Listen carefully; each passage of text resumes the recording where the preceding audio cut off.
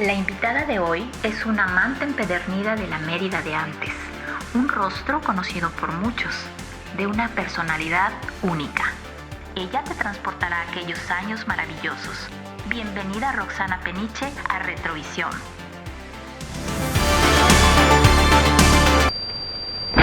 Mate Plaza de Toros presenta. Bienvenida, Shana. Muchas gracias, Luis, y muchas gracias a Retrovisión, a su extraordinario equipo humano que, además de ser muy profesional, tiene una calidez para todos sus invitados. Muchas gracias por hacer este esfuerzo de retroceder en los tiempos dorados. Shana, ¿qué nos puedes compartir de los años 80? ¿Quién era Shana en los años 80? En los 80, Luis, se puede compartir muchísimo. De entrada, la música, yo creo que nos marcó a todos los ochenteros, y no solo a los que nos tocó vivir esa época. Creo que fue la época más prolífica de la música, y creo que aunque no hayas nacido cerca de esa época, sino que te haya atrapado esa música, sigue presente en todas las generaciones. Eso es maravilloso, ¿no? La Shana de los 80s es una mujer llena de energía, versátil, pachanguera, estudiosa a la vez, pero que apenas termina de estudiar, pues ya está lista para el fin de semana, para salir a las discos, para salir a dar al rol, a Montejo. Una Shana que se quería comer el mundo. En el año 1983, en el Teresiano se hace un concurso de la amistad y bueno, daban una medallita de Santa Teresa de Jesús y bueno, yo me acuerdo que me llevé la medalla de la mejor amiga, ¿no? 1983. 1983, estamos hablando de primero de prepa. ¿Qué años, no? Y pues los 80s, más allá de ser una época que mucha gente la tacha de, ya sabes, peinados alocados y mucho maquillaje, excentricidad en la forma de vestir, yo creo que hay mucho más allá. Hay una música que, como he mencionado, pues nos marcó a todos. Nos ha marcado, por eso la razón de Retrovisión, porque pues vean cuánta gente sigue la música de los 80s. O sea, la música de los 80s llegó para quedarse. Y era una época también, además, que teníamos esa convivencia sana de tú a tú. Era salir de la escuela, a lo mejor alguna amiga se iba a la casa, ya sabes, con el pretexto de estudiar, y después, ya sabes, ir a dar la vuelta. Y cuando llegaban los fines de semana, pues bueno, la casa, tu casa en Itzimná, en el crucero de Itzimná, era punto de reunión, y allá pues teníamos que, nos arreglábamos desde la antesala de la salida. Era realmente muy chévere, muy padre, porque pues ya sabes, compartiendo el maquillaje, con quién vas a bailar, va a ir fulanito, el que te gusta. El copete tenía que estar bien parado. O sea, casi era concurso a ver. La mitad de la capa de ozono se la llevó en los 80. La mitad de la capa de ozono con se la llevaban el los 80. spray Aquanet, que era el famoso de la época, ¿no? Y bueno, tu servidora además era la que llevaba el auto, Dodge Dart beige, color crema. Y bueno, de allá salíamos todas y era ir, no sé, a lo mejor hacíamos una antesala, lo que hoy es el pre. ¿Dónde era? Íbamos, pues, había muchos lugares. Podíamos ir tal vez a un Amarantus, o podíamos ir tal vez a un Don Pepe, que era famoso, que estaba en Prolongación Montejo, hoy donde están los autos clásicos de la Chrysler, por allá estaba ubicado. Eran famosísimas las flautas y los tacos de res de Don Pepe. Y Amarantos era una especie de antesala, porque pues ibas a tomar la copa, a escuchar buena música, a lo mejor te quedabas allá, pero a lo mejor alrededor de las 10:30, cuarto para las 11, ya te retirabas y te ibas pues, a la discoteca que estuviera en su momento. Hubieron muchos discos. A mí me tocó, hablo de las que me tocaron, a mí me tocó Sagná, me tocó Garesta, me tocó Dracmas. Sin embargo, y lo tengo que decir, mi favorita siempre fue la Bim Bom Bao. Creo que fue la que generó el referente, ¿no? Como discoteca, la que más le invirtió, la sacó de la ciudad. Es la primera disco que alejan, que podían hacer ruido, que tenía un estacionamiento, que venía de infraestructura de hacer discoteca, que tenía luces, que tenía una cabina, que tenía un DJ, ¿no? Para mí es icónica, es la discoteca a la que más acudí, a las otras también, pero para mí era mi favorita, la verdad. No nos gustaba usar a las mujeres bolsa, o sea, no querías que nada te perjudicara para poder bailar toda la noche. Y la música era muy buena, esa es otra cosa que para mí es importantísimo. No estoy diciendo que en las otras discotecas no hubiera, también era muy buena la música. Que me gustaba mucho que allá, a partir de la 1 de la mañana más o menos, 1:30, entonces empezaba la música en español. Y luego tuvo algunas fiestas temáticas cuando era el día de San Valentín, bueno, ese día el show de luces. El show de luces era empezaba desde el show de luces, o sea, como que había una estructura, ¿no? Porque ya sabías que a la 1 de la mañana era la música en español, ¿no? Que era muy esperada, además. Ajá, o las lentas. Bueno, las lentas venían antes. Primero entraba la música, ya sabes, el new wave, el pop, todo. Y después venían las lentas, que también pues eran muy, muy esperadas. Y luego pues volvíamos a revivir y a volver a bailar ya muy rico con la música en español, que en ese entonces pues los grupos argentinos, españoles, mexicanos pues estaban ya en su apogeo. El estar alejado también, había un club, creo que era el Britannia, que estaba cerca de la Bimbombao, de alguna manera te hacía sentir que como que te apartaste un rato del resto de la ciudad. Le Disco también fue una discoteca en un hotel, o sea, ir a una discoteca en un hotel, además redonda, con gradas, también tenía su encanto. Hay que recordar que, bueno, pues al hotel llegaban artistas y de repente, pues te podías cruzar con un Zurita, te podías cruzar a lo mejor, no sé, con Emanuel, con Verónica Castro, con Alejandra Guzmán, en fin, todos los artistas que llegaban en esa época, pues llegaban a ese hotel y de repente se asomaban por allá. Entonces también estaba lleno de extranjeros, entonces era una mezcla de yucas, ya sabes, con gente de fuera. Eso también tenía su encanto. Entre semana realmente, pues bueno, era ir al colegio, al Teresiano, me quedaba un paso. La salida del colegio era muy esperada. Hay que recordar la curva del Teresiano, allá se asomaban los enamorados o el chico que te gustaba. Y bueno, pues allá recalaban pues los del CUM, los de la Modelo, los del Rogers y de muchísimas escuelas que llegaban y bueno, te quedabas un rato, ya sabes, allá en la plática, en la chorcha.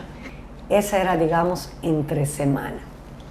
Si nos vamos al fin de semana, pues tenía cierto orden que obviamente podía variar. Normalmente el viernes, los jueves por lo general llegaban las películas, así que el viernes pues ya estábamos listas para ir al cine. El cine clásico, independientemente que estaba el Cine Colón, el Cantarell, el Fantasio, el Rex, en fin, pero la verdad el clásico era el Cine Colón en Reforma.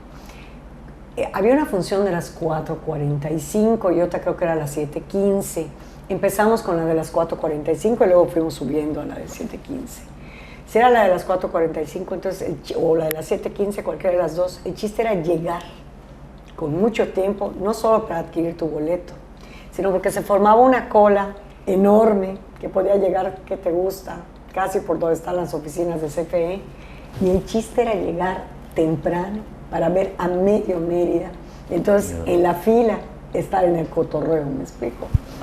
Y ponerse al día, ver a todos los conocidos, saludarlos, con quién te vas a sentar.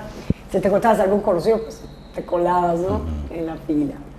Y en el cine, pues era muy chévere porque, bueno, había un relajo tremendo.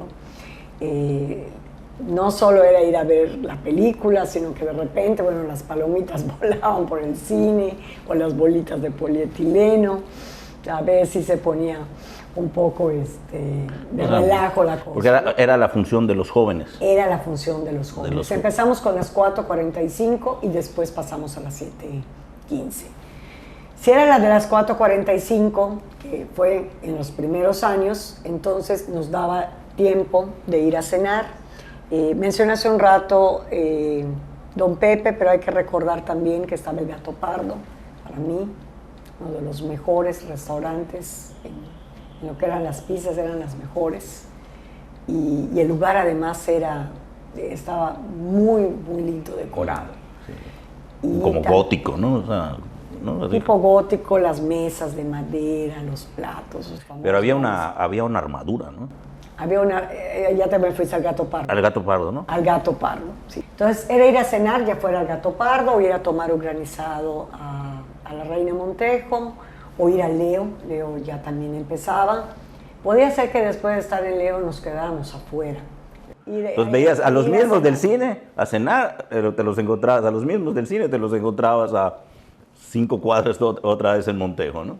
El sábado realmente, la mañana transcurría para mí, en lo particular, yo ese día tomaba clases de francés, y después siempre había alguna actividad. A veces hacían rallies en el CUM, era muy divertido, la verdad. Y ya después, la tarde la dejabas así como de relax, y en la noche, en tu casa, era la reunión, todas convergían en la casa, en mi cuarto, y allá todos nos estábamos arreglando. Había muchos espejos, entonces, bueno, cada quien se podía arreglar lo que quisiera. Y era lo clásico, ¿no? Oye, Shana, préstame esto, nos intercalamos a lo mejor algo de ropa, algún accesorio. Allá nos arreglábamos todos. Y de allá salía el batimóvil, el Dodge Dart, listo para la discoteca que estuviera en ese momento. Ahora, las temporadas de julio, agosto, Semana Santa, ¿cómo eran en la época de los 80s, 90s? ¿Nos puedes platicar un poquito? Claro, Luis. Mira, la temporada de entrada media se vaciaba. Todos nos íbamos a la temporada y lo típico, o sea, lo que no podía faltar allá, una mañana pues era levantarse tarde, porque pues nos habíamos desvelado y nos íbamos playando, era muy común salir a playar porque había que estar bronceada para la noche, había que estar bronceada pareja. Por lo general, en mi caso, íbamos playando, íbamos pasado por la casa de alguna amiga y esa amiga se unía a las que estábamos playando. El contingente. Y llegábamos a Discoco o nos quedábamos en casa de alguna amiga, ¿no? En Discoco realmente llegaban los veleros, había botaneada, había a veces alguna fiesta temática. Y ya después, en la tarde, pues ya estábamos listas para salir a bardear. Esto de ir a bardear era icónico en la temporada, era sentarse en la bardita de Chicxulub que te llevaba al parque y te sentabas y todo el mundo pasaba a dar el rol, te saludaba y algunos paraban y se bajaban a conversar. Así nos las pasábamos, había mucha convivencia, que yo creo que es lo que más nos falta ahorita, ¿no? No había un pretexto para ir a ver a alguien, o sea, ibas a ver al amigo o a la amiga simplemente por el gusto de ir a saludar. Y también era muy común ir a la Michoacana, era punto de reunión, y también ir a los futbolitos, era clásico. En la noche, ¿no? Eso era en la tarde, bardeada, Michoacana, futbolitos. Podía ser también algunos en la noche, pero en la noche por lo general ya nos preparábamos para ir. Había un lugar muy famoso que era de Tony Mota, que era donde está Pluma y Lápiz, donde se doblaba antiguamente para ir a Chicxulub, pasabas por tu banderilla, ¿sí? Era típico. También era muy común que gente de aquí abriera restaurantes improvisados allá en la arena, se ponían las mesas, pero muy coquetos. Hubo uno en particular que quiero resaltar, que fue el Bamboo Jeans. Si no me falla la memoria, son 3 personas las que lo abrieron, que son Alejandro Seguí, que en paz descanse, Rubén Ancona y Cousteau. Se cenaba delicioso y bueno, de allá te ibas a la discoteca. En ese caso estaba Disco Dengue y bueno, la más famosa por supuesto, la Bimbo Beach. Imposible dejar de mencionar las tan esperadas fiestas de las Gather. eran fiestas, corre la voz, pero era un corre la voz entre los que nos conocíamos. Y la verdad es que las fiestas se ponían buenísimas. La temporada era maravillosa. En mi caso, yo quedaba contra esquina del que llamaba mi gemelo, Gabriel Medina. Él nos llevaba, nos cuidaba.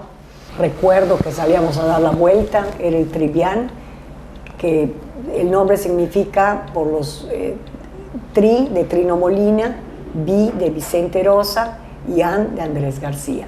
Entonces nos íbamos al Trivián y bueno, también la pasábamos muy bien. Y las fogatas, eso era maravilloso. Bueno, yo creo que de lo que más extraño en la temporada.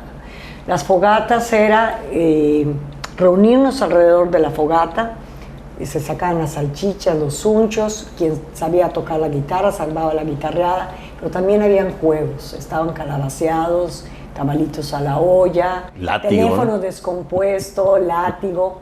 Si había alguna casa abandonada, era típico ir a la casa abandonada y contar cuentos de terror. Es inolvidable, es de lo mejor y de lo que más yo creo que añoramos de esa época. Vámonos un poquito con tu papá, el abogado Jorge Peniche Peniche. ¿Nos puedes platicar un poquito de él?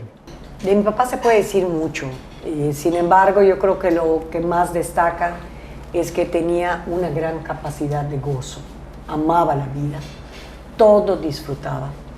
Cuando venía su cumpleaños, bueno, toda la preparación para su cumpleaños, como un chiquito, ya sabes, ¿no? Y bueno, mi padre, además de que su profesión era abogado de lo civil, yo creo que hay que destacar un extraordinario poeta, un poeta natural, en una servilleta, en un sobre de banco, te podía ver, te podía saludar, oye Luis, ¿cómo estás? Y después de platicar un ratito contigo ya te había hecho un verso, eso era maravilloso. Y epigramista, cantilenista, y además, pues hay que destacar que se rodeó de grandes figuras. Su amigo entrañable, José Antonio Zorrilla Muniz, quien lo recuerda, es el autor de Usted, de Bonita, canciones que ha popularizado Luis Miguel. En la casa era común, yo no podía dormir, al día siguiente tenía clase y en la terraza, que me quedaba muy cerca, pues podía llegar un Enrique Cáceres, podía llegar, tuvimos el gusto de tener a Chabuca Granda, a Guadalupe Trigo y al papá de Guadalupe Trigo, al que por cierto no estaba mi mamá y bueno, mi papá siempre pues nos avisaba de última hora, entonces había que preparar la comida y ese día creo que era relleno negro y al pobre papá de Guadalupe Trigo le derramaron el caldo de relleno negro. Y bueno, también mucha amistad con Sergio Esquivel, que además pues le dio otro tono, otra musicalidad a dos de sus canciones, sobre todo a Coplas de un Soñador y Canta la Vida. Gran amigo también de Juana Cereto, promotor incansable de la trova, siempre estuvo en el Museo de la Canción Yucateca, fue director de las Serenatas de Santa Lucía, amigo muy querido del profesor Luis Pérez Sabido, que además bromeaban cuando le hicieron melolio a mi papá, porque Luis Pérez Sabido decía que el retrato, que el licenciado Peniche nunca se quedaba callado, ¿no? Que solo le faltaba hablar, ¿sí? Y bueno, luego mi papá le contestó, pero todo era camaradería, me explico. Que Luis Pérez Sabido ni por sabido se calla, ¿no? Era parte del relajo, ¿no? Que hacían ellos como artistas, como poetas, ¿no? Y algo que creo que es muy destacable y se publicó en la Revista Nacional de Hoteles y Moteles, mi papá representó al Gran Hotel, es uno de sus poemas que se llama Álbum de Nostalgias. Uno de los poetas, José Esquivel Pren, se había ido a vivir a la Ciudad de México, era muy amigo de mi papá, y tenía una correspondencia epistolar, y extrañaba mucho el sabor de la comida yucateca. Entonces mi papá, verdaderamente yo creo que es uno de los poemas más largos y con un ingenio bárbaro, porque describe de manteles largos toda nuestra gastronomía yucateca, desde la entrada, desde el siquilpac, ya sabes, el queso relleno, la cochinita, el dulce papaya, todo, pero todo inverso. ¿Qué les puedo decir? El Lic Peniche era todo un personaje. Tenemos a la Xana amiguera, a la Xana que empieza a generar moda, que empieza a salir en revistas, que empieza a salir en comerciales, que la empiezan a hacer el rostro conocido. ¿Nos puedes platicar un poquito de esto? Claro, Luis. Mira, en ese entonces llega un representante de Vela, nos citan a varias chicas, yo traía el cabello larguísimo. Los 80 se caracterizan porque la mujer usaba permanente, utilizaba la melena, el cabello en capas. Y yo recuerdo que cuando pasó junto a mí, solo hizo así mi cabello y dije, ay Dios santo, porque me eligió, pero yo no tenía ni idea de lo que venía. Pero yo no sabía que a partir de ese momento la moda iba a dar un giro de 360 grados. Me sientan en una silla en el estrado del Hotel Los Aluches, nunca se me va a olvidar, pero yo no tenía espejo, yo veía al público. Y esta persona de Vela, que es la que me corta el cabello, yo solo sentí cuando dio el primer corte, ya sabes, aquí, y toda la cabellera cayó. Y bueno, viene un corte muy práctico para las mujeres, muy fashion. Yo además era fashionista, me encantaba la moda, pero pues realmente no estaba yo preparada para dejar a un lado la melena. Y me hacen un corte geométrico. Esto consistía en que te degrafilaban el cabello, esto quedaba más corto, este quedaba más largo, las puntas quedaban aquí. Entonces, te gustara o no te gustara, tú tenías que salir a modelar con la frente en alto. Pero pues después quedé fascinada porque era un corte muy práctico, muy liberador. ¿Qué sentías ver tu corte inicial en todas las muchachas, cuando salías y veías a Xanitas por todos lados, ¿no? Fue marcar de alguna forma una moda y pues ir viendo que todo el mundo se empezó a animar a dejar la melena.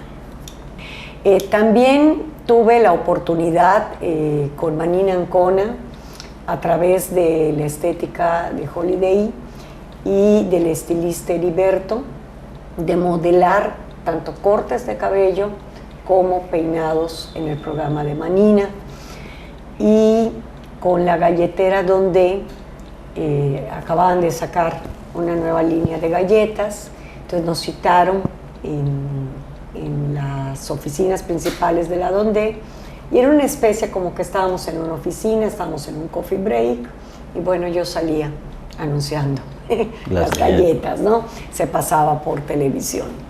En el Club Libanés se acababa de lanzar, creo que era la Cristal Toronja, y allá pues sí fuimos varios los que nos tomaron, ya sabes, o sea, el video, que también se pasó por tele, tomando la Cristal Toronja. En mi caso a mí me tocó que nos grabaran a Carlos Mena y a mí tomando la famosa Cristal Toronja. En la avenida Pérez Ponce, en una de las casas antiguas del lado derecho, antes de llegar a la casa de Omar Díaz, también, allá más que modelar en una pasarela, eran poses, o sea, como si fuéramos estatuas. Xana, sé que tienes unas anécdotas por allá con César Costa, con Emanuel, con Niurka. ¿No las cuentas? Claro. Ahora, César Costa es verdaderamente buenísimo, ¿no? Porque mi hermano Gatín, así lo conocemos, estábamos en el aeropuerto y mi papá iba a viajar y estaba César Costa. Mi papá sabía que yo moría por poder audicionar, ya sabes, para algún programa y poder ir escalando de la Ciudad de México y llegar ya luego a Nueva York. Imagínate los sueños desde entonces. Entonces, coincidimos en aquella dulcería del aeropuerto con César Costa. Mi papá viaja con César Costa y cuando regresa me dice que le había comentado a César Costa, seguro me vaciló, que yo tenía madre cantante, imagínate yo cantante con esta voz tan grave. Yo realmente lo que me interesaba era bailar y la artisteada y actuar y todo eso. Hacía yo mis pequeños shows y mis libretos en casa. El caso es que mi hermano Gatín escucha toda esa plática y es muy ingenioso, es además puntilloso en todo ese tipo de bromas, pero muy cuidadas, ¿no? En la calle 59, entre 60 y 62, del lado derecho, si ustedes recuerdan, había una tienda que vendía unas postales de los artistas y venían autografiadas. Entonces, mi hermano Edgardo, cada vez que iba al centro, compraba las postales de César Costa. Yo ni enterada. Mi papá ya me había dicho que le había hablado a César Costa de mí y que César Costa se iba a poner en contacto conmigo para ver si llegaba yo al programa que tenía con Angélica María y con Alberto Vázquez y Julisa, o tal vez a Siempre en Domingo, no lo sé. El caso es que puntualmente se iba a correos y depositaba la tarjeta como si fuera César Costa. Correos estaba en Avenida Pérez Ponce, un paso de Itzimna, llegaban las postales, llegaban las cartas, y todas las cartas venían llenas, ya sabes, de entusiasmo y de motivación, de que pues ya estaba hablando con todos los del gremio para que yo pudiera tener una audición. Yo me la creí años, ¿sí? Hasta que en una comida familiar, bueno, ya no, las risas ya no se hicieron esperar, y bueno, pues salió que realmente César Costa era mi hermano Gatín. Bueno, es único. Emanuel. Emanuel llega, yo trabajaba en el Hotel Holiday Inn, hay que recordar que el Hotel Holiday Inn era el mejor hotel en Mérida, el famoso, llegaban todos los artistas, y Emanuel llega con Mijares en el coro. Estaba el restaurante Las Guacamayas, coincido con ellos en un desayuno. En ese entonces, pues era muy común, yo trabajaba en la agencia de viajes, entonces pues me giraba, o sea, me daba vueltas por todo el hotel. Cuando Emanuel da su concierto, tengo la oportunidad además de que me firme, de poder platicar un poco con él, pero lo mejor fue cuando Emanuel se queda un domingo, ¿sí? Y sale a comer, y cuando regresa al hotel, entra al hotel y yo estaba pasando por el lobby igual que la chica de la tabaquería. Entonces nos toma a cada una, a mí de un brazo y a la otra del brazo, y nos canta a capela, tú y yo, La Flor y la Hierba. Bueno, nosotros estábamos encantadas. Recorrimos el Hotel Holiday Inn, ya sabes, el patio central, el lobby, con Emanuel cantándonos a flor a capela, que eso, sí, bueno, es inolvidable. Claro. Entre muchos artistas que también llegaron, tuve la oportunidad de atender a Juan Ferrara, a Humberto Zurita, a Verónica Castro, a Silvia Pinal. En fin, la lista es larga. Al Hotel Holiday Inn llegaban muchísimos artistas. ¿Y Niurka? Uy, Niurka. Niurka llega a vivir a la privada de la 18 Interior de Chuburná de Hidalgo. Esta privada, si la conocen, solamente tiene 9 casas. Entonces es una privada, pues de alguna forma, como que muy guardadita, ¿no? La persona que me rentaba la casa, su hermana le rentaba la casa a Niurka. Cuando Niurka llega, eso sí, hay que reconocerle, una mujer bellísima, en esa época escultural, Niurka, una cara muy bonita además, y estaba al lado de mí. Pero pues bueno, no les puedo negar que pues en ese entonces ella trabajaba para el programa En Confianza, entonces luego todo el equipo de En Confianza se armaban las fiestas allá, y bueno, mucha gente de Mérida pues estaba enamorada de Niurka. Me tocó recibir serenatas cuando Niurka no estaba, que no sabían que no estaba, y luego ella llegaba acompañada de otro galán. Cuando se bronceaba, bueno, pues ya se imaginarán el relajo, ¿no? Porque pues era topless. ¿Niurka en topless? Sí, bueno, yo ya no me metía. Sí, y bueno, fue algo medio complicado en la privada porque mucha gente no estaba de acuerdo, ¿sí? Sin embargo, yo no tuve problema. Yo trabajaba en casa, y ella normalmente iba a la casa, a tu casa en ese entonces en Chuburná, para pedirme prestado el teléfono, yo temblando que metiera las dados a Cuba, nunca, hablaba muy respetuoso en eso, y a veces también se asomaba cuando estaba yo cocinando, y en una de esas ocasiones, bueno, pues me fue a decir que ella iba a lo grande, y realmente pues ya fue a lo grande, que es cuando se casa. Yo soy de las primeras en enterarme de que pues se iba a casar con Juan Osorio, ¿no? Y que se iba a la Ciudad de México. Pues Niurka, pues obviamente la 18 Interior, de ser una privada muy tranquila, empezó a llenarse de autos y de mucha gente. De fiesta cubana. De fiesta cubana, sí.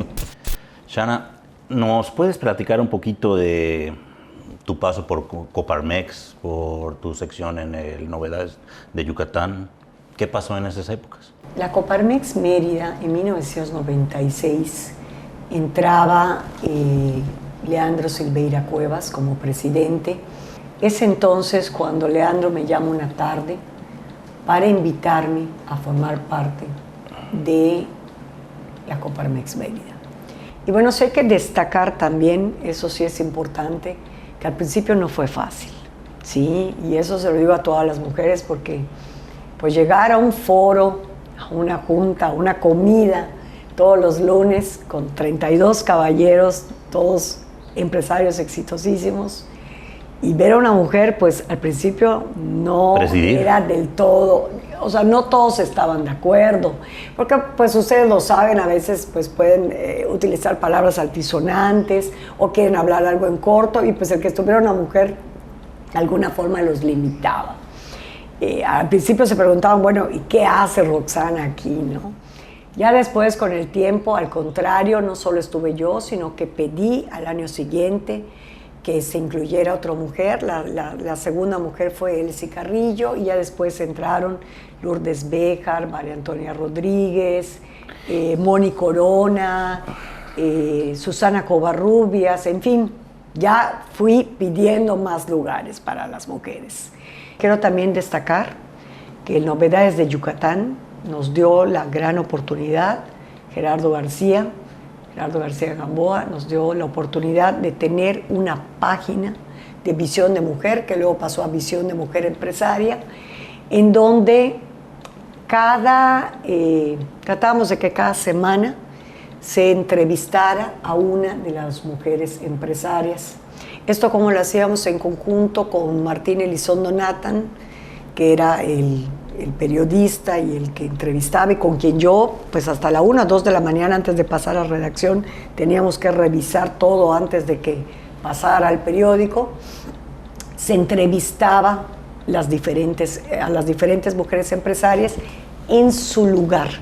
Si íbamos a la pastelería Casellas, o sea, si íbamos a entrevistar a Moni Corona, pues íbamos a la pastelería Casellas. Si íbamos a ir a entrevistar a Lourdes Béjar, pues íbamos a Café Fagave. Si íbamos a entrevistar a María Antonia Rodríguez, pues íbamos a la Academia Díaz Aguilar. Y así, bueno, les puedo mencionar muchísimas. Shana, ya nos platicaste cómo era tu vida antes, cómo era la cotidianidad. ¿Qué extraña Shana del Mérida de antes? Sobre todo el tú a tú. Y el que no importaba en qué colegio estuvieras, todos a final de cuentas podíamos converger en una disco, en un restaurante para cenar, en un cine. Eso es algo que extraño muchísimo. O sea, yo creo que es lo que más añoro. Siento que se ha perdido ese contacto humano, ¿me explico? Es estar cerca en los momentos, tanto en los momentos alegres como en los momentos difíciles, es escuchar la voz. O sea, para mí, un mensaje de texto, pues no, digo, sé que es lo más rápido, pero nada como escuchar la voz detrás de la línea. La voz detrás de la línea te puede decir si la persona está alegre, está triste, te puede decir muchas cosas. Ni qué decir ya el trato. Hoy, para llamar a una persona, te dicen, pero por favor, envíame un mensaje antes de llamarme para ver si puedo tomar tu llamada. ¿Qué opinas de Retrovisión? ¿Qué opinas de este proyecto? Pues yo la verdad estoy feliz con Retrovisión. Creo que ha sido un gran proyecto que ha creado Daniel Rodríguez León, y que nos ha permitido hacer ese viaje nostálgico a esa época que tanto añoramos como son los 80s, ¿no? 80s, 90s, incluso fines de los 70s. Esto que está haciendo Retrovisión es maravilloso. Volver a ese ambiente disco, ya sabes, con la esfera, con la música que todos adoramos, no solo los ochenteros, y permitirnos vivir esta experiencia que es mágica, que es única, y que vengan muchas fiestas de Retrovisión en el 2024. Muchas felicidades a Retrovisión y a ese excelente equipo humano que lo conforma. Muchas gracias por esta entrevista también. Muchas gracias, Ana Peniche, por compartirnos tus anécdotas. No olvides seguirnos en nuestras redes sociales, Facebook, Instagram y TikTok. Esto fue Retrovisión. Retrovisión. Mate Plaza de Toros presentó.